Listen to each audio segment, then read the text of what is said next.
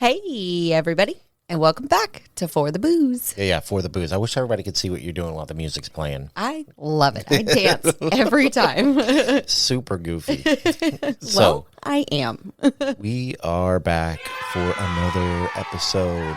Yes, we are. Another one. And we're actually going to do something a little different. But before we get started, I don't have a promo to play for this one. We'll try to get it for next week. Okay. But we went on a show over the weekend, right? Was it last weekend? And we went on a show called the Manic Pixie Weirdo Podcast, which is like a mental health podcast. And if you haven't listened to it, go check it out. And we're going to pop up on there. We're going to be on there. So exciting. It was so much fun. Talking about all kinds of personal stuff. Yes, very, very personal. So if you guys want to listen or just check out Abigail's Pixies, podcast. Then check it out. Check it out. Check it out. It was so much fun to do that with her. She's super awesome. So thank you for having us. We really, really appreciate it. Absolutely. It was a lot of fun. We're looking forward to doing it again. Yeah, maybe you, though. Maybe not me. Yeah. Maybe you. It'd be we girls' might have a time. girls' day. Yeah. But before that, I was actually on another podcast called Music for the Quarantine Soul, which I would love to. I'm going to play a promo for them. I listened to a bunch of their episodes. And if you're a music lover or just a fan of somebody who likes to sit and listen to music in general, this is a fun show. The premise of the show is if you're going into quarantine, you get to pick 5 albums to get you through quarantine. And I mean, everybody remembers the quarantine time. Yeah. Oh, yeah. So, man, it was just such a fun idea. But I want to go ahead and play their promotional material thingamabob. their podcast promo. And when you can, go give them a listen. It is totally worth it.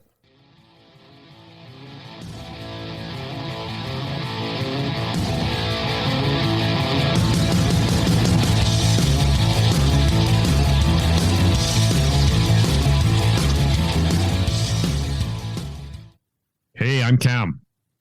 Hey, I'm Clifton. We're the hosts of Music for the Quarantine Soul. We're just a couple of music fans who like to talk about music. Each episode, we have a new guest. We ask them the question, if you had to go into quarantine with only 5 albums, which 5 albums would you take with you? Then we discuss those 5 albums. Plus, we ask each guest for their most embarrassing album buy. And sometimes we mock them. We also get new music suggestions from our guests, and we try to offer them a suggestion from our listening habits as well. We are available on most podcasting hosting sites. Plus, we have a website where you can see all the episodes and a list of all the albums that we've covered. In our 3 seasons, we've listened to over 200 albums with a few repeats. You can find us at musicforthequarantinesoul.weebly.com. We're just about to start season 4 with a look back at the albums from 1982, albums that turned 40 in 2022. Sirius XM listeners voted Van Halen's Diver Down as the top album of 82. Check out our season 4 episode 1 to see what we had to say about that. Join us at Music for the Quarantine Soul and let us know if you want to be on the show. We're always looking for new guests. So that was Music for the Quarantine Soul. It's such a good show. It is so much fun. And like I said, they're always looking for guests. So if you want to be on there, I'm sure they would have you on there. Absolutely. Or just give them a listen and give them a rate, rate, review, like we all ask. Do the thing. Do the things. Go on the Apple Podcast. Give it 5 stars. But it's a lot of fun. Me and Megan heard me in here yelling and screaming. I did. He had so much fun in here while he was on that. Music is my second love besides you. Oh. So this week, we're going to visit something that we haven't done probably since the first couple months of this show. Yeah. It's been a long time. Yeah. We want to kind of go back to the roots of it. We said we were going to do this. We did. Back at the, right before this year started. And throughout our time as paranormal lovers, we've run into investigators and YouTube channels and stuff that we like. So it was Megan's idea. Maybe we would go ahead and tackle a YouTube channel today. We are. And this is another one of like the ones that we really like that yes. truly feel not super unauthentic. Yes, very much so. And hailing all the way from South Adelaide, Australia, we are covering today Amy's Crypt. Yes, we're going to cover Amy's Crypt over on YouTube, and she's really come a long way. We've been watching her for a while now. We have. And I think when we started watching, I'm pretty sure she had under 100,000 followers. Yeah. Maybe even under 50. Yeah. I can't remember exactly, but she's up there now.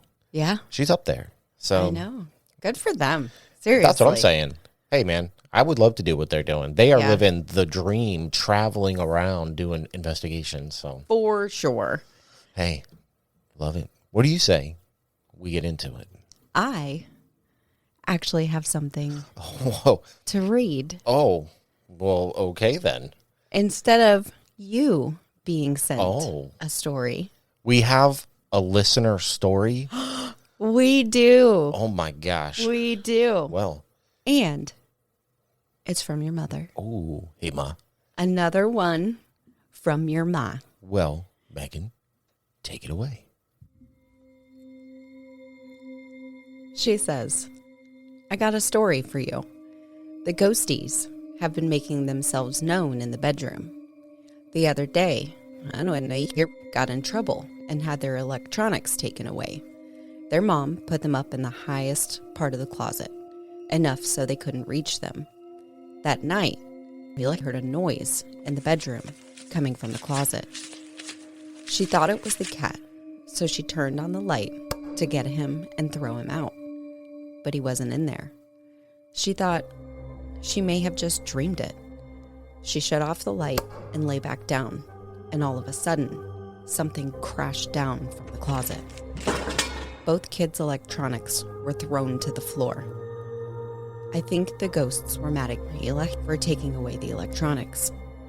We all laughed, mostly to keep the kids from being scared. And I told them that the ghosts will not hurt them. I think they believed me. They aren't afraid of being in the room, and I explained to them that the ghosts move through the house, and they probably won't make themselves known again for a while, since that is what happens to me. Crazy-ish. Love it, though. You know, we've really, truly come into the millennial era when the ghosts are mad that you taking away electronics. Right? And there may be multiple ghosts, but while we were in the house, that is the ghost that I fully saw. We're assuming. Right. But I literally saw someone plain as day that I had never seen before, that had never been in the house before. I'd never seen anybody who looked like that just walk right down the hallway. I was like, it was so creepy. Yeah. I mean, there's always some kind of activity going on in that house. Yeah. Maybe one day we should look into it and see, like, why. Well, What is happening at that house? yeah, I do know later on in the messages, I was asking questions, of course. And, so I said, how long were they up there before they fell? And she said they were in the closet since that morning. Very long time to be up there. And I was like, wow, that's crazy. She just wanted to show you guys something to remind you. And she said that everybody gets freaked out but the oldest girl. And the mom thinks it's so scary. I told her to look up poltergeists, and they said that they can't hurt you. She doesn't care, says it's still scary. She said she's tried to research the house to find something that would tell her why the house is haunted, but can find absolutely nothing. Well, maybe I'll have to look into it then. That would be awesome. Yeah, maybe I'll do that on some of the little bit off time from the show that I have. So Yeah. I'll look into it. I'll check Yeah. it out. But thank you, Mom, for the story. Tell Kelly to get over it. But I say it is time to get on to Amy's Crypt. Let's do it. I'm so excited. Let's go. Amy's Crypt has become a popular YouTube channel, garnering 214,000 followers and growing. Now, while Amy and her husband Jarrad live their life on camera, finding information about them has been very difficult. It seems as while many other people aren't as successful at it, she has actually managed to keep her personal life very personal. But what do we know about Amy? Well, the thing to remember about Amy is that she didn't always consider herself a paranormal investigator, but more of a traveler. While I can't find anything to back this up, I believe originally she was a travel blogger. And while she is a proud Australian, she doesn't have one home. Her and Jarrad actually live on the road, traveling from place to place, seeing the world and investigating lots of haunted locations on the way. Now, from her own website, Amy'sCrypt.com, she says, quote, "As a child, my interests were naturally piqued by anything most other children were afraid of. I'd spend too much time in front of the television watching horror movies about monsters that kept my peers awake at night. The lust for anything strange and spooky grew with me, and a newfound interest in travel. Since relocating from Australia to San Francisco, I have blended these passions, traveling to and documenting my adventures to many haunted locations. Now, I have created an online journal of detailed information other dark children may find appealing." Unquote. Amy was born and grew up in South Adelaide, Australia. As she states, she grew up loving horror, and from what I can find, seems to have come from a pretty good family. What I was able to find was an interview Amy did on a YouTube channel named The Paranormal Scholar, where she talks about what it is that, drew her to the paranormal.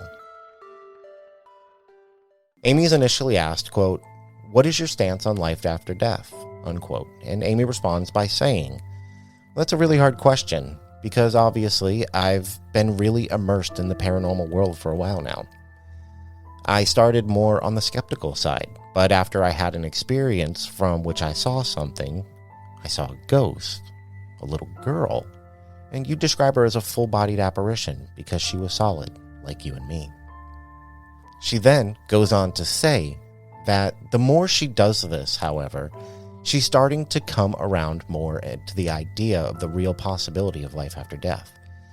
She does go on to say, however, that she's not really sure what happens to us once we've passed on. She says that she likes to imagine that when she's on a location that she's speaking with a human or the spirit of a person, but states that at the end of the day, when she goes home, she's still just not sure. I mean, is anybody really sure? Exactly. I think, because I'm pretty skeptical, and I like to, but I want to believe. So I think of it the same way. I will try to debunk everything that I see, but I will also try to imagine that if I'm going to try to communicate, that I do it in a way that is respectful, because it could be somebody's relative. Absolutely. So I think that's important. Yeah, and I think a lot of paranormal investigating almost stems from finding out what happens after we die. Absolutely. You just don't yell at them, Zach Baggins. Yeah, don't do that. Be nice. Now, much like most of us, she admits to not really knowing for sure, but the idea of something possibly being there is what keeps drawing her back. The interviewer then asks, has her opinion changed at all over the years? Where she answers that, of course it's changed. She says that where she used to have weird things happen around her, she would just write them off as nothing. But that these days, she's a little more accepting of the idea, and instead of just saying it couldn't be, she tries to communicate to find out if something is there or not. Now in 2019, Amy and her husband Jarrad traveled to India, and she went on her first podcast called Haunted India Podcast. We found out that she is from South Adelaide, Australia, and 3 years prior is when she decided to leave home to travel and ended up in San Francisco sometime around 2015. It was around 2018 that they decided to solely travel without a permanent home to go back to.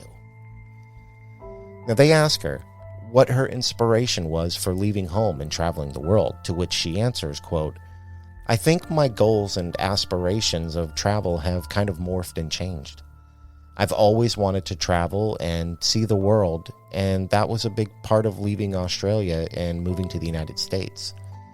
And when we got to the United States is when I had my first paranormal experience, so to say, because I'm still skeptical about that. From there, it kind of triggered me to start blending the paranormal with travel. So when we would travel, I would look up haunted places and their backstories, and I love history, so that kind of guided me on how we would travel in the States. So we went to all these places, and then it just kind of developed into a blog and then grew into a YouTube channel, unquote. They asked her if she faced any difficulties or problems while traveling and living on the road. And Amy goes on to answer by saying, quote, "For sure. I think what I was doing, I had a few people that didn't agree with it. One person that I talk about, my grandma, was actually, 'Amy, I don't want you going out chasing ghosts and demons. It's dangerous and I don't want you doing that,' unquote." She says that she was actually able to turn her grandmother's opinion around, and she had been reading in her writings and watching her YouTube videos. She said her grandma said it was one thing for her to watch a scary movie as a child and be scared from it, but it's another thing to go places where real things can hurt you. Amy speaks very lovingly about her grandmother, and she goes on to say that her grandmother is probably her biggest fan. Aw, Grandma. Right? Well, grandmas are the best. They are. Right? Oh, that's especially, so sweet. Especially, I mean, her grandmother sounds great, don't get me wrong, but none are better than mine. Just none. Grandma Flo, I love you so much. I don't know about that. I do. Now, this is actually where we get the full story of Amy having her first paranormal experience. While you may think that this happened as a child because that's how most stories start, her first paranormal experience wasn't until they moved to San Francisco. Quote, "The first paranormal experience that I had that really resonated with me and kind of pushed me out on this journey was, shortly after we moved to San Francisco, we moved into an old house, an old typical Victorian house built in the late 1800s. A couple of months after living there, my parents came to visit. One night, I woke up at about 3 a.m, and I looked down the hallway of our apartment, and I saw a little girl standing there, staring at me. I didn't feel scared or anything. I mean, it's odd. And we didn't have any kids and shouldn't have had any in our apartment that late at night. I rubbed my eyes, and when I opened them back again, it was like a light had been turned off and she was gone. She just disappeared. There were other weird things that happened in my apartment that would happen from time to time. The thing that was most validating about that experience was, a couple years later, when I came back to Australia, I hadn't had any more experiences that were vivid, like where I had saw the little girl. We were talking to a relative that had come and stayed in the apartment, and it was very random conversation how we had even got onto talking about it. But they said, "I saw the ghost of a little girl in your apartment." And the thing was that they were sitting on the couch in the same spot I was when I saw her down the hallway. Whoa, that gave me goosebumps. Oh my it's God. really, if you should check it out, it's what was it, Haunted India podcast? Mm-hmm. It's a really good episode. You definitely check it out if you want to know more about Amy. She does a lot of talking in that, and she's got some stories and stuff. So if you're curious about how she feels or her views on things or places she's been and done, now you got to remind you, it's like from 2019, so it's from a few years back, so there'll be a lot missing, but it's pretty good. It's a good listen. Heck yeah. Now, Amy has become very popular in the realm of YouTube paranormal investigators. And honestly, in the world of investigation as a whole would be a better description. And we aren't the only ones who think this. Now, I wanted to figure out what to say about her, and I came across an article on a website called laureljcallow.wixsite.com. It was very hard to get that out. That was very well thought of, and I could agree with it. And it goes on to say, quote, "I must give it to her. She honestly makes high-quality, professional-looking content. But more than that, this girl has steel balls. I should mention that she has who I think is her boyfriend with her who is shooting everything. But still, paranormal activity? No one's going to save you from that, honey. Just ain't happening." Where things start to get really creepy, and strangely enough, one of my favorite portions of her videos is when she does these spirit boxes. Look it up, or hey, just go watch your channel. But basically, it is said that you can communicate with spirits through the radio when the channels are scanned quickly. Now, does she hear things? Yes. And does it scare me every time? Yes. Do I listen even closer to the next 5 times it's played just to confirm what the spirits have said? You got it. Yes. It's not only creepy, but it's entertaining too. Amy definitely does a great job of storytelling and bringing you into the situations with her. But it's more than that, I think. She's not trying to shove paranormal down your throat. Now, it may sound like that this far into the review, but honestly, she almost tries to explain the paranormal away more often than not. She will give you evidence of something that may be paranormal in origin, and then she explains why it could be a coincidence. Then she does what she does best. She leaves you with the question, what do you think? For example, there was a light anomaly in one of her videos. It looked like it could have been dust in front of the camera, but it may not have been. But Amy re-shows this light anomaly, then asks you to tell her what you think. At points, I wanted to scream through the screen, tell me if it's real or not, I need to know. But I think that's what makes it all just a tad bit creepier too.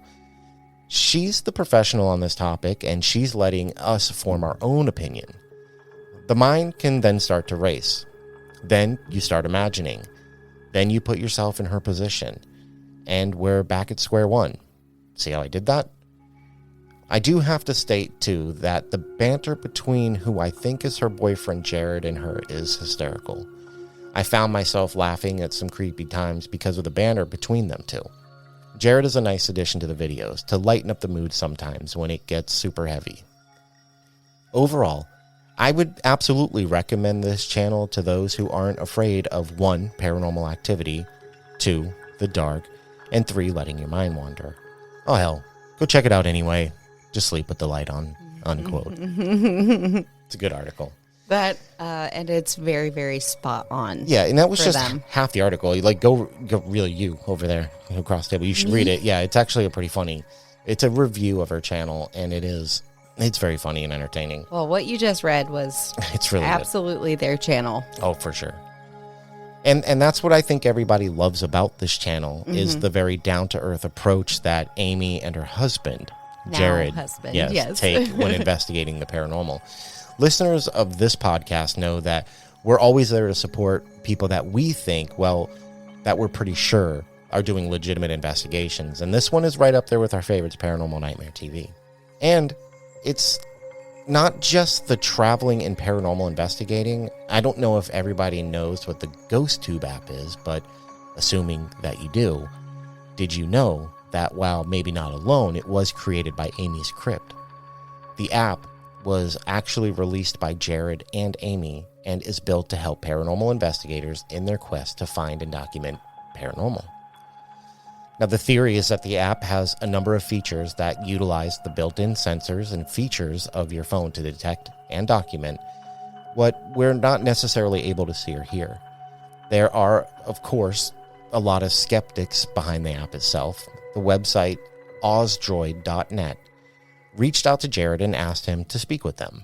And they said, Phil, which is the interviewer, quote, "Firstly, thanks so much for your time, Jarrad. We really appreciate it. We wanted to have a chat with you about the GhostTube, SLX, and VOX apps that you've put out, how they work, and some of the stories that you've heard about the successfulness of people who use the app. Now, let's start from the top, though. Can you give us a brief technical overview of the app and how it uses the various sensors to produce the output we see as users?"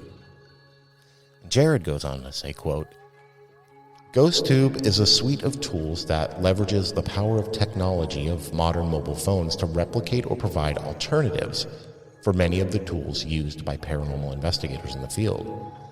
Now, some of the sensors used include the magnetometer, proximity sensor, and LiDAR, depending on the phone that you're using.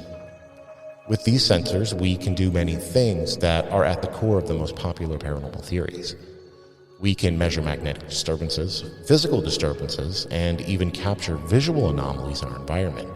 Most importantly, you can capture it all on video so that you don't miss a thing on your investigation, unquote. Phil says, quote, Is there a reason you decided to release 3 apps instead of winding all of the features into a single app? Jarrad responds back by saying, each of our apps perform highly complex tasks. GhostTube Original and GhostTube VOX not only capture camera frames and audio packets and encode them in real time, but each of them also analyzes the sound packets and provides a real-time visual representation of the sound spectrum to help investigators detect sound anomalies. Similarly, GhostTube SLS analyzes the camera frame and depth information many times per second to accurately identify people-shaped objects and ensure that they are drawn to the screen as quickly as possible. Now, by keeping the apps separate, we ensure that each can take full advantage of the CPU and GPU for optimal performance, which is very important when developing for handheld devices that may limit on hardware resources. Phil says, Thanks so much for your time today, Jarrad. It's been really interesting to get further insight into the development of the GhostTube apps. Is there anything else about the apps that you'd like to highlight before we finish up for the day? Jarrad says, quote, among serious investigators, paranormal apps tend to have a bad rap, and there's no wonder. They typically oversell their capabilities and are plagued with ads or come across gimmicky with phone sound and visual effects or even jump scares. GhostTube is trying to set a new standard for paranormal research tools. Our app's core functionalities are free to use. We don't subject our users to third-party ads, and we're very transparent about the specific sensors used by each of our apps and the theories they're testing. Give it a try and share your feedback with us at ghosttube.com. We're always looking for ways to improve and love hearing from our users. End quote. How cool is that? What a good answer.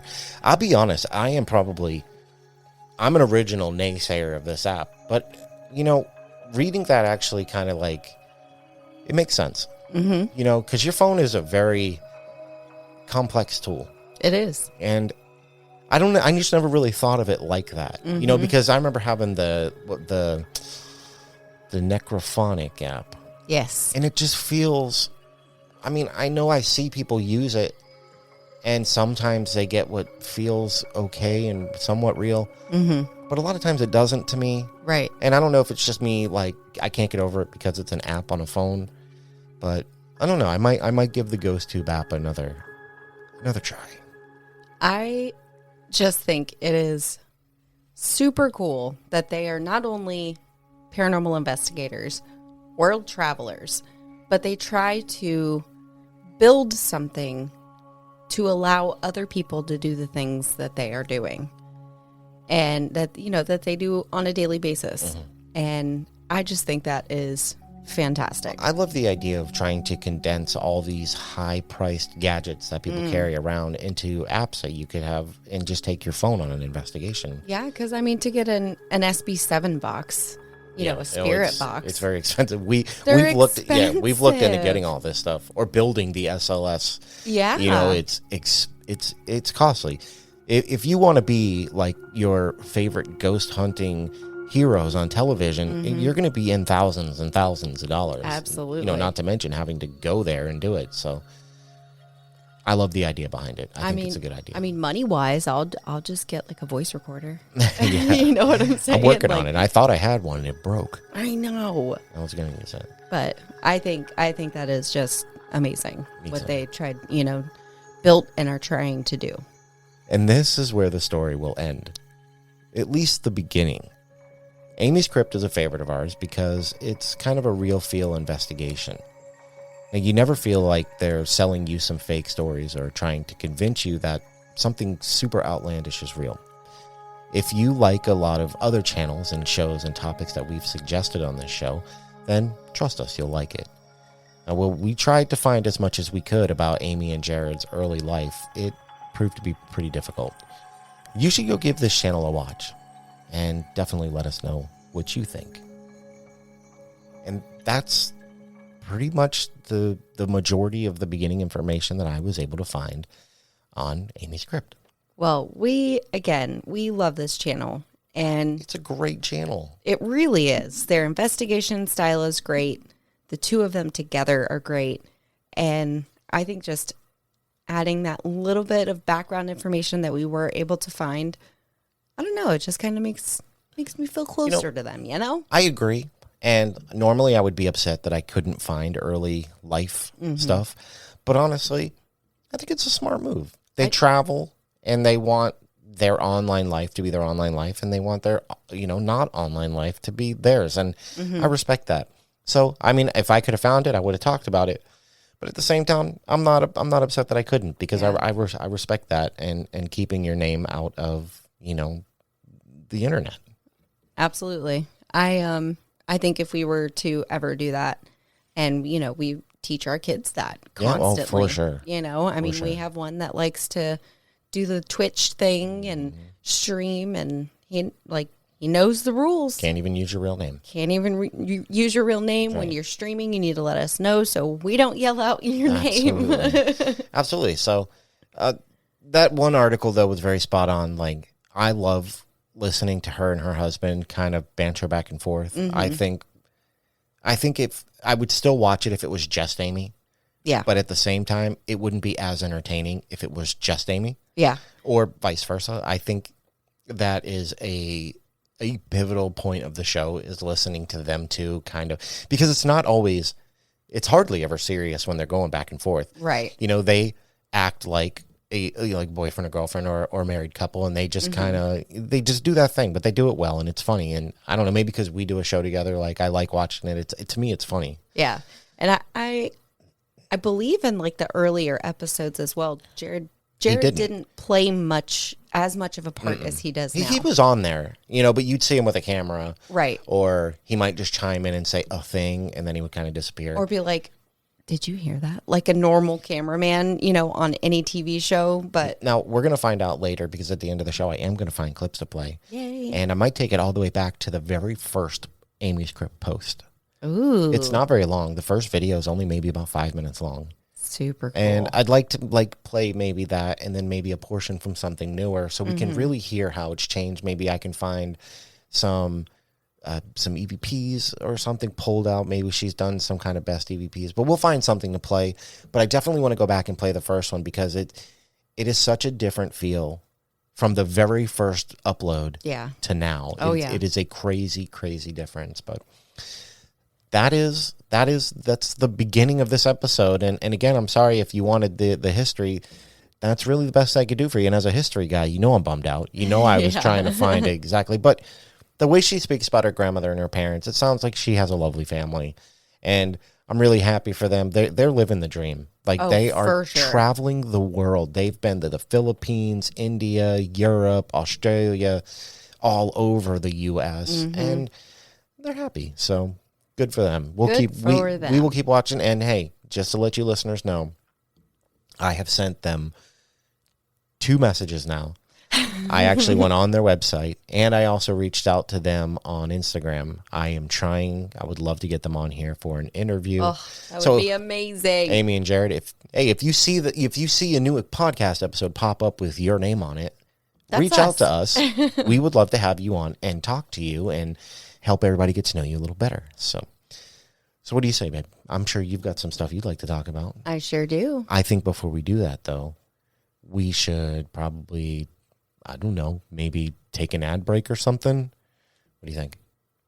Fine. All right. Hey, look, it's not ideal, but we got to do it.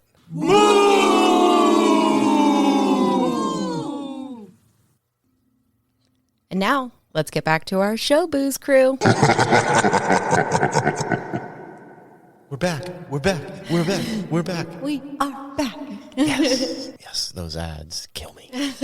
Every time. What do you got, baby? So, Amy and Jarrad are world travelers. They've explored haunted, creepy, and abandoned locations across the world. They started in their hometown and surrounding areas of South Australia, but as they continue on their paranormal adventures, it all has taken them across the world, literally.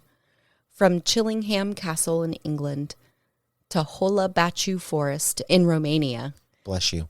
and one that will sound so familiar to us, the Hellfire Caves in Ireland. Damn, that was a good episode. It was a good episode. Oh, I love that one.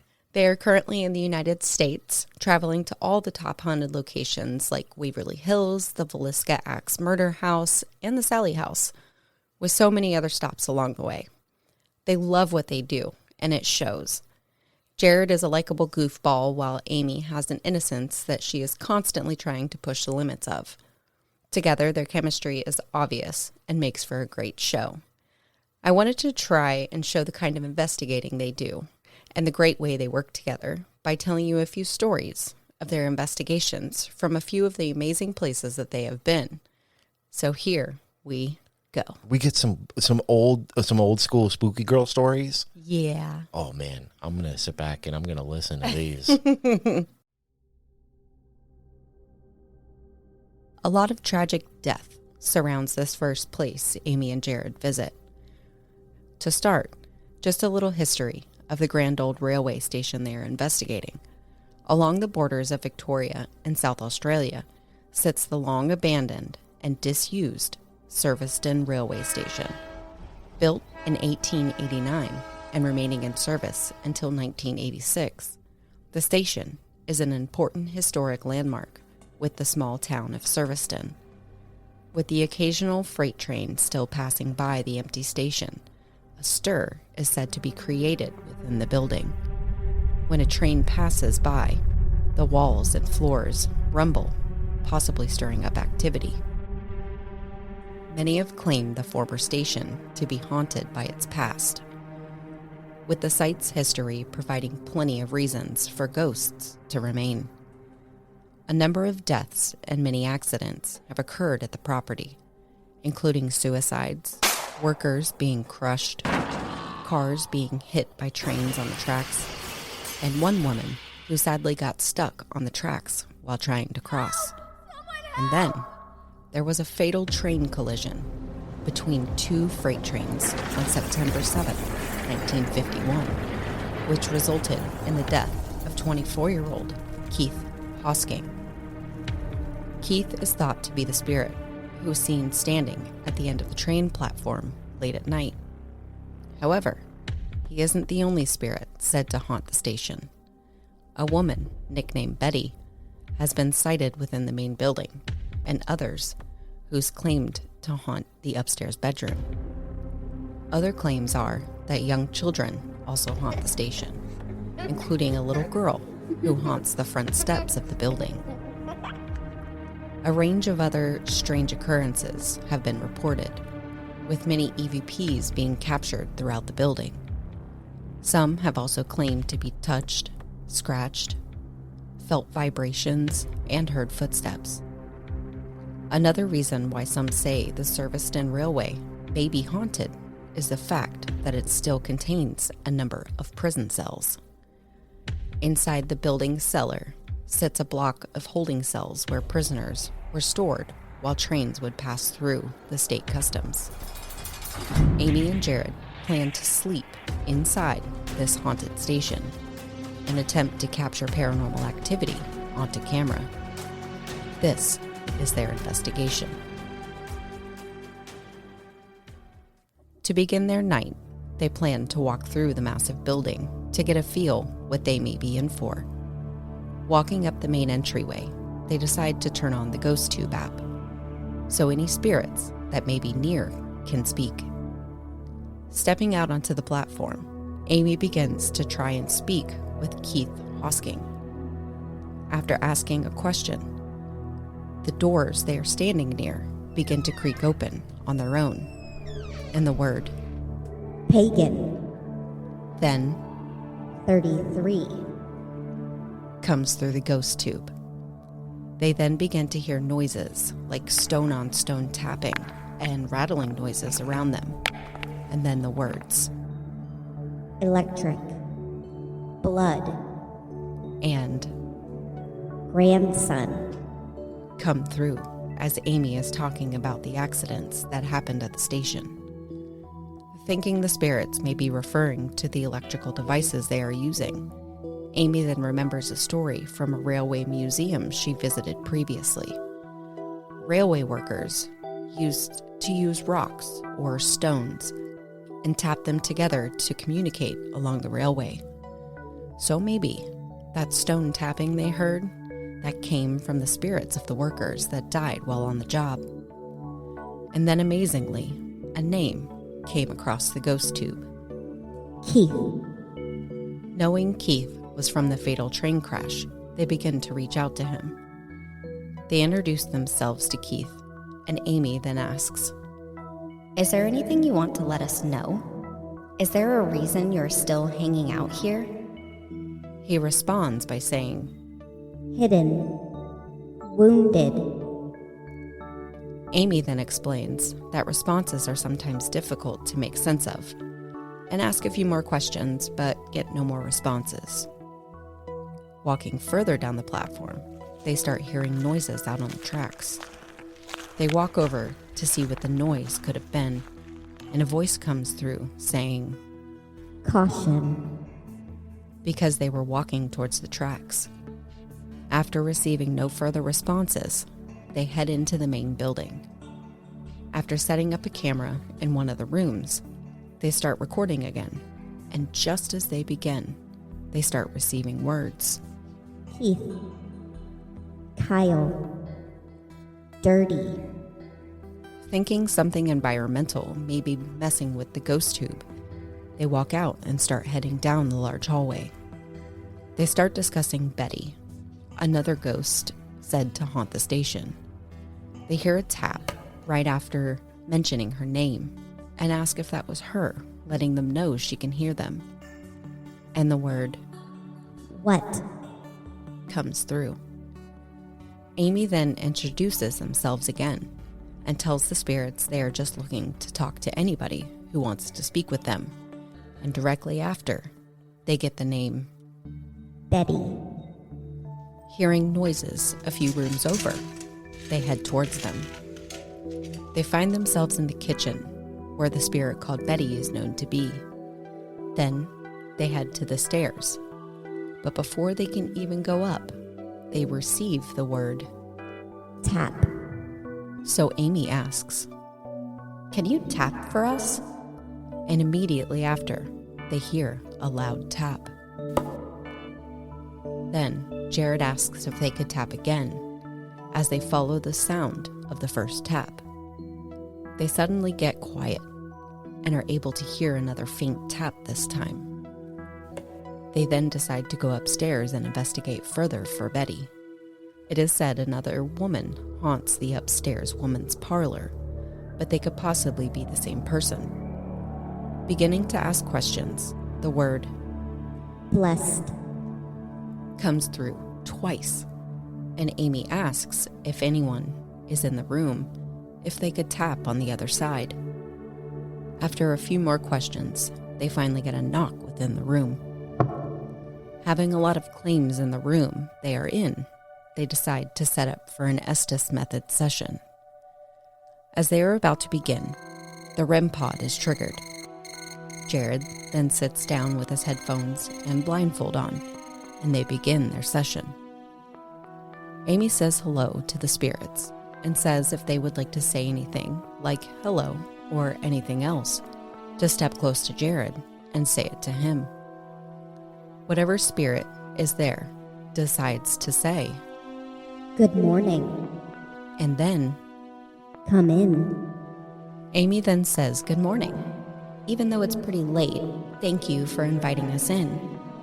Can we know who is here, please? And the spirit responds. 2, 4. Amy says, Yes, there are 2 of us here. Is there a woman here with us? To which the spirit responds. Yes. The story. Amy says, We would love to know the woman's story. And the spirit responds. The last year. Amy asks, Are you talking about the last year the service station was open? And the spirit says, No one. Gone. Amy asks if this is the woman who is also downstairs. Would you be able to touch one of the cat balls we have set out? And the spirit comes through saying, Ugh. It's changed.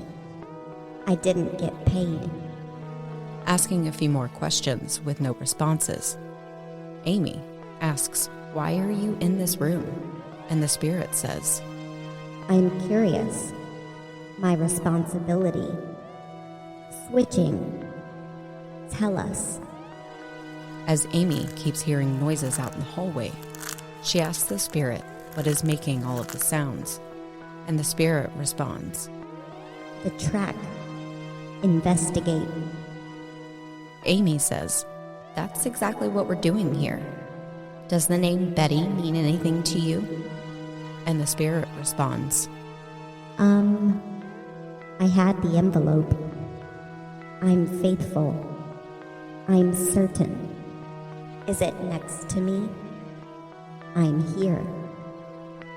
Amy says, well, if you're here, could you touch one of the cat balls or touch Jarrad? And oddly, the spirit says, You're a vegetarian. and Amy says, well, yes, I actually am. How did you know that? As the spirit box begins to fall silent, they decide to move on, heading into the hallway that has claims of things coming in and out of the rooms, capturing EVPs and bad feelings that give off very oppressive feelings. They started a recording session and asked a few questions. During the playback, after Jarrad asked, How many people were in here with us tonight? they hear a faint whistle, which of course they do not hear in real time. There is a part 2 to this video, where they go to the underground cells and explore the property more. So we fully encourage you to go and check that out as well. That's a lot of activity at that place. It really was. And I watched the video and kind of wrote the story from it, and there was plenty of things that I skipped over. But dude, no shrimps on the bobby. No shrimps on the bobby. My goodness. No, there wasn't. No steaks down under.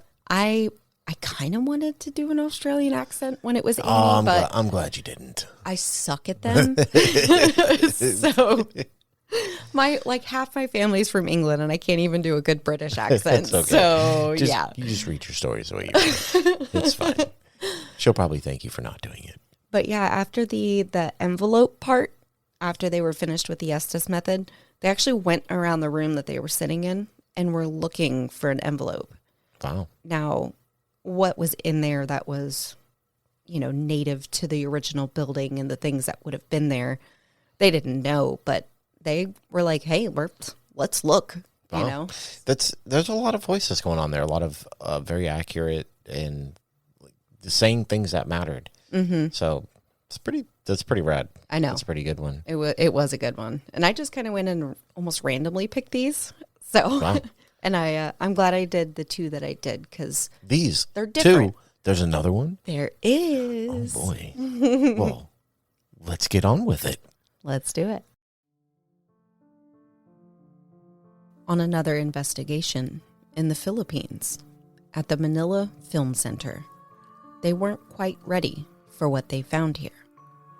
The theater was built by a woman in 1982 by the name of Imelda Marcos. She was an extremely wealthy woman who built the theater to rival some of the other film festivals in the area.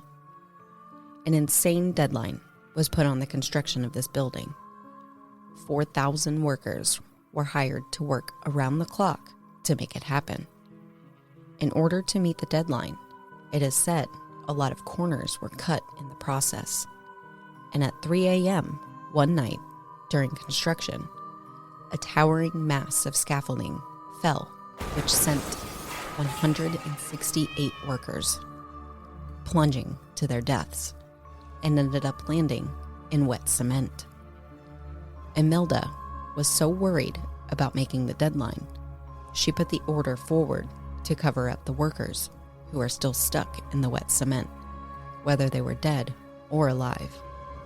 And for the next 9 hours, she put up a ban on anyone entering the building. It is said the woman who oversaw all construction, named Betty Batiste, was the one who pushed the order forward to cover up what had happened. It is said she died shortly after and is still haunting the theater to this day. Some of the paranormal activity to come out of the film center is visitors hearing disembodied moans, groans, and screams of pain. Many people believe it is the sound of the people who were killed during its construction. There are areas where the temperature will drop, and there has been a lot of apparition sightings, some of which are described as being half of a torso poking out of the ground, as if they were stuck in wet cement. Another ghost story from this area is that taxi drivers have claimed to pick up a woman from the front of the film center who has torn and bloodied clothing, and she asks to be taken to the hospital. Once in the taxi, the woman disappears in the back seat very shortly after getting in. It is said around the city that the number 168 is incorrect and is a sensationalized number. They claim that 7 people died during the construction of the theater, and their bodies were able to be removed. So knowing both sides of the stories, they decide to begin their investigation. They were unable to gain access to the inside of the theater due to it falling apart and being unsafe. But they were able to find a bottom access area to do an investigation. As they enter the lower level area, they turn on a spirit box and start a session. Just as they begin to introduce themselves, a spirit comes through and says, Hello. As Amy starts to ask questions, a male voice comes through and says, Let's go. And a female voice then says, Don't work. followed by a warning that says, Watch out. They then start asking how many spirits are there with them. In the static, Jarrad hears the number 7. but even on the playback, Amy is unable to hear that number. She then starts asking some questions to see if they can get a response, and once again, Amy actually hearing it this time, the spirit box says, 7. one more time. Amy says, if there are 7 spirits here with me, could you please tell me one of your names? And the spirit box responds saying, Beneath the stairs. They're here. Amy questions whether the spirits speak Filipino or English, and the spirits respond saying, Anything. and then English. they move on to another area of the property to see if they can speak with other spirits who may linger here. Finding the front steps, they sit down and begin another spirit box session. However, there were no voices that came through, even after switching frequencies. Even so, they are left to wonder, was there 168 people who died on this property, or only 7? I wanted to show 2 different types of investigations, one that follows a norm and another that is on a whim, because we don't get to see a lot from around the world. We really enjoy Amy's Crypt because of the different places they go that we normally don't get to experience. Does it open them up for more spirit encounters, being able to experience so much more? Where will they go next? I think adding the world traveling experience to the paranormal makes it so much more interesting. What do you think, Booze Crew? If you have never seen them before, we suggest you go and watch. They see so many things we are not used to seeing, and then you can decide for yourself. Oh, yeah. Oh, yeah. Oh, yeah. Oh, yeah. That's the one thing I do love about her channel is that she goes around to so many places that she's done a lot of places that I've never heard of. Right. You know, like countries that I just feel like people aren't going to. Absolutely. I mean, there may be paranormal channels in Australia and things like that, but Well, there are. We've seen Isaac Butterfield.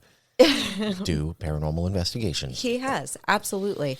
And we enjoy those as well. Yes. But I think it's the whole time I was writing this. Yes, Booze Crew. I finally wrote Yeah. one. I did. Boy.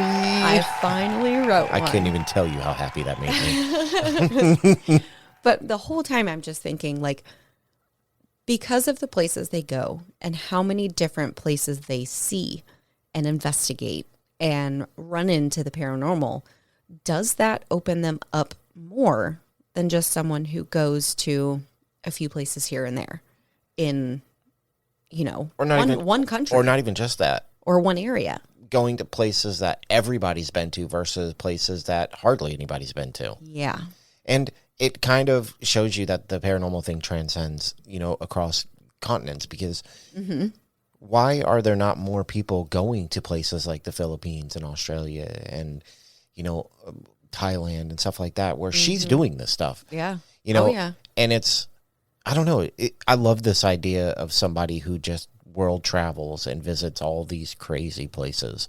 I do. I love it. And it's done, like I was saying in my part, like she doesn't necessarily like try to force it down your throat, because often, more times than not, they will look at it like something else.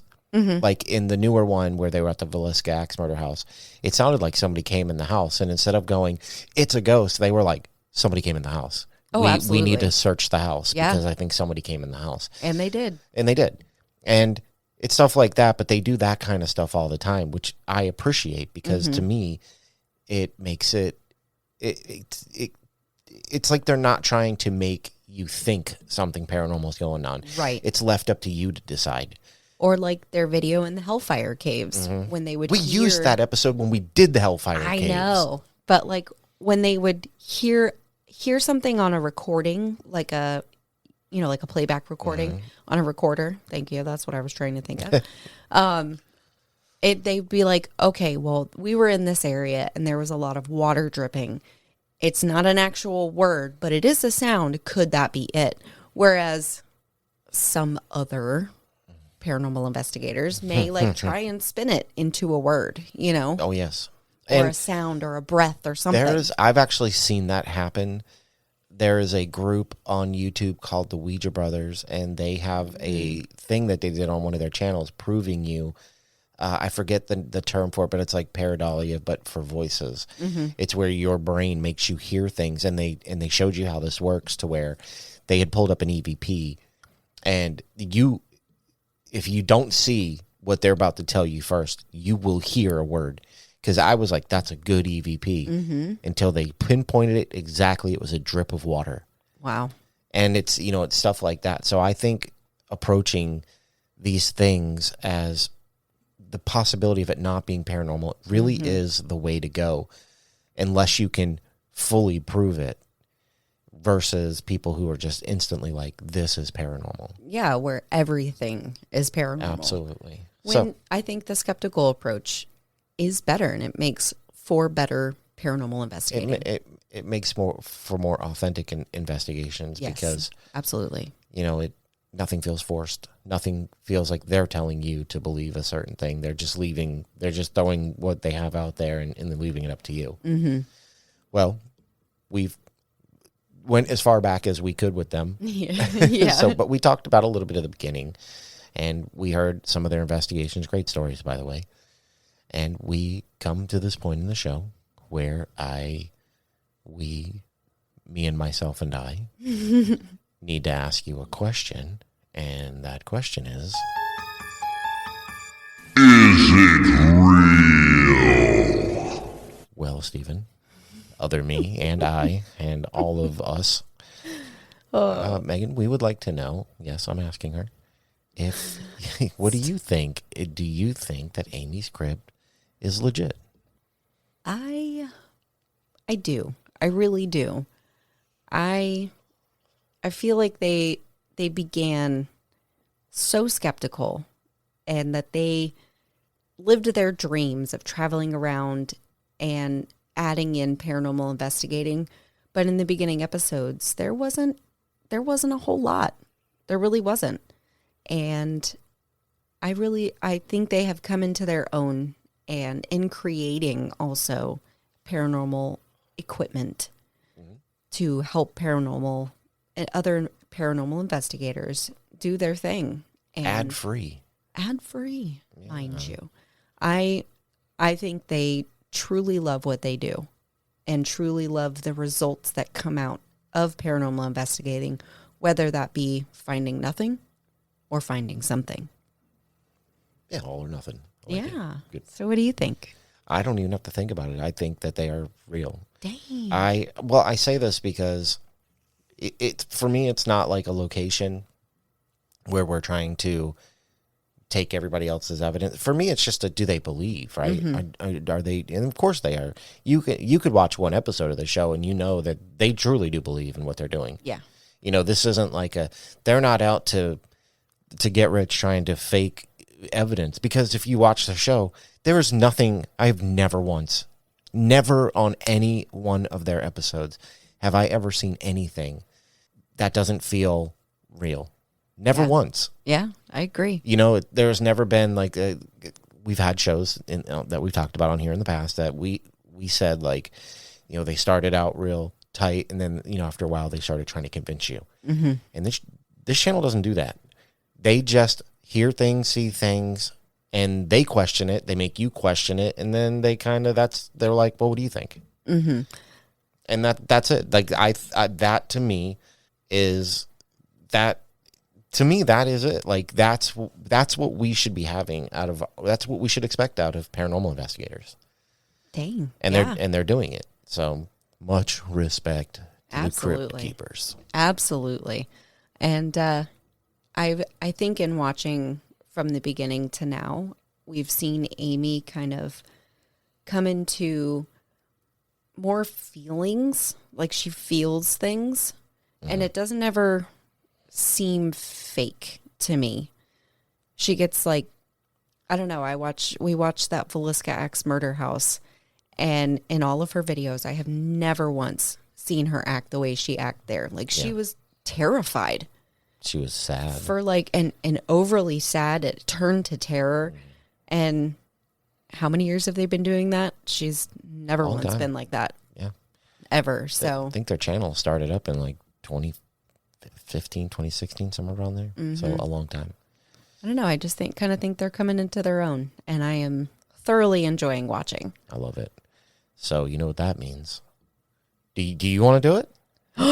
I get to do it? Do you want to do it? Yeah, I want to do it. All right, you ready? I can't believe I'm passing the torch here.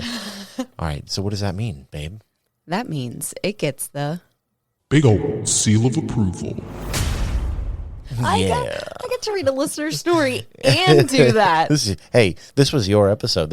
You wanted to do this one, remember? I know I did. And I got to write a part for it. So, with that being said, I do want to go back to YouTube, and I want to find the very first Amy's Crypt episode, because I want people to hear, like, if you've never gone back to listen to it, I want people to hear what it's like. And it's super short, like, especially for like an Amy video, because they're usually pretty long. At least an hour. They're 30 usually minutes like, plus. yeah, I mean, they're usually pretty, like a pretty good amount of time. Yeah. So I just think it would be fun to check this out. It might take me a second to scroll all the way back, because they've been putting out, she puts out a lot of videos. They put out a lot of videos. They usually, I believe, do like 1 to 2 uploads a week. Something like that. So, well, I mean, they're always on the road. Yeah. So, I mean, yeah.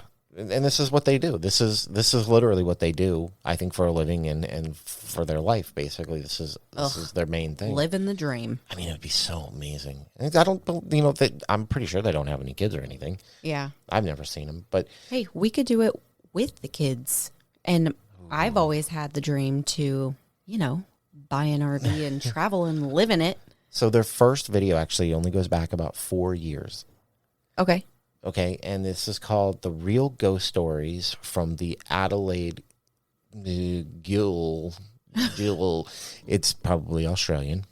It's, if I remember correctly, when we went over to Ireland, it looked like ghoul or jewel, but it was jail. Yeah, I'm pretty sure that's what this says. But I don't know if I'll play the whole thing, but I just want you to hear the difference. And then I'll play a clip from, say, like something newer. Okay. Or I'll try to find something from something newer. But I think this is interesting because I had never gone back to the beginning and listened to this. So let's check this out.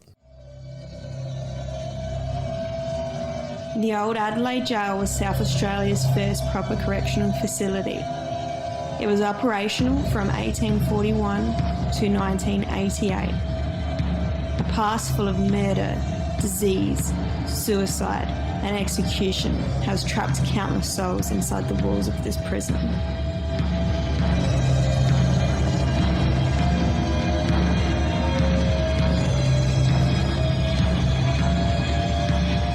A total of 45 executions occurred at the Old Adelaide Jail. Inmates executed here were buried within the grounds of the prison, marked by just their initials and the date of their death. John Balaban, a sadistic serial killer who killed at least 5 people, including his own wife and 6-year-old son, was amongst those put to death. His body is buried within the prison's walls besides other murderers, yet his spirit continues to roam the Old Adelaide Jail. It is thought he could be the dark figure seen lurking near the interior walls of the hanging tower.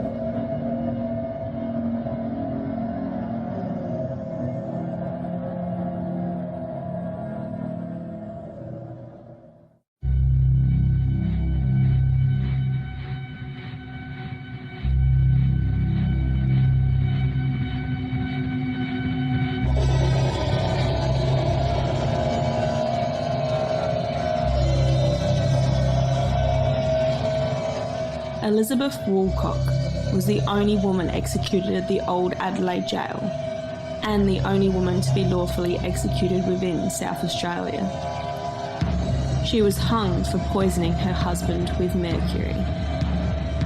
Today, Elizabeth's guilty verdict has been questioned since her husband's work as a miner exposed him to mercury for a long period of time. Many believe she was innocent, meeting her death for a crime she did not commit. It is thought her soul continues to wander aimlessly throughout the Old Adelaide Jail.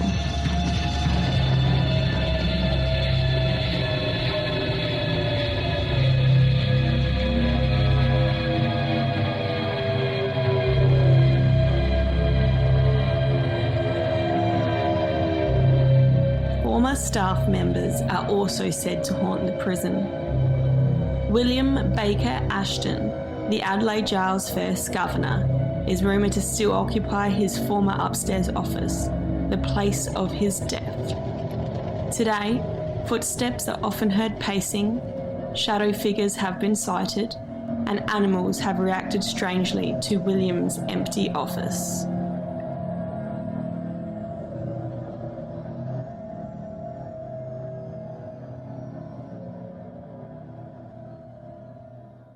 So that was kind of the beginning of her channel. Yeah, it was. It wasn't investigating. It was more history of a creepy place. Yeah, it was more of like an informational type of thing.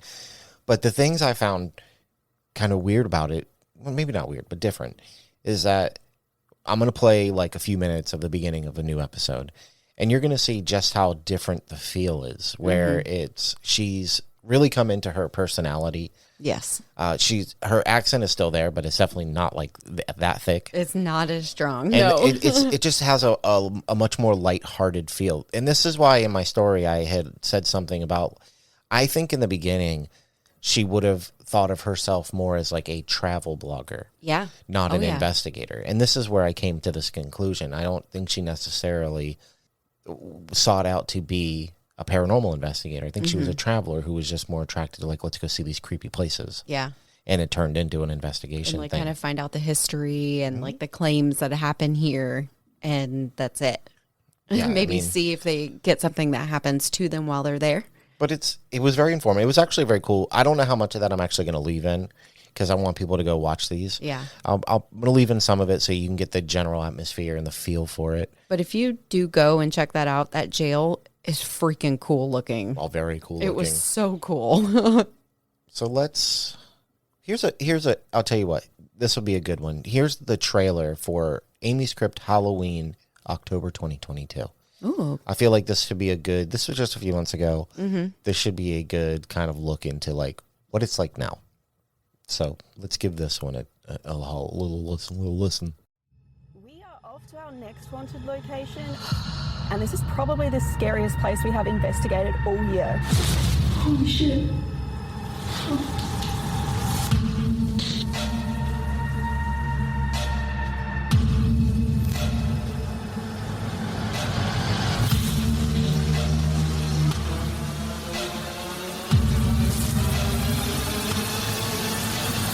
Don't know what that was, what just happened. And it said the devil's coming.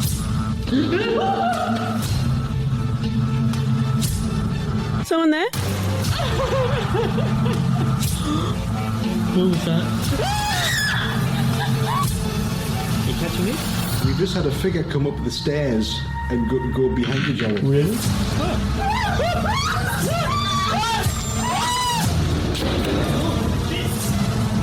What was that?